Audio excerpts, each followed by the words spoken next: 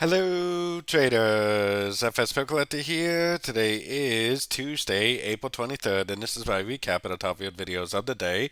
And the Euro-US dollar came in number one today, so we're going to do a quick recap. If you'd like to see my full top-down analysis on the Euro dollar from this morning, make sure you check out the video linked at the end of this video over here.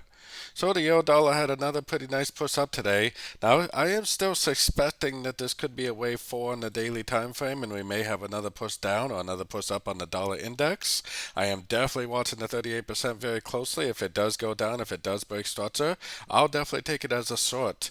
Now it really doesn't necessarily have to stop at the 38. It could easily go up to one of these higher fib levels. So if we don't get that impulsive move down, we don't get that 3, 4, 5 shape with the break of structure, then I would personally, especially if you trade on the very short time frames, continue to look for longs. There's always a possibility that this does turn into an uptrend, but I am definitely keeping a very close eye on the 38 and the 50% Fibonacci retracement. I do think that it is very likely to make the end of a trend signal, giving us a nice sorting opportunity, probably for a wave 5 on the daily time frame.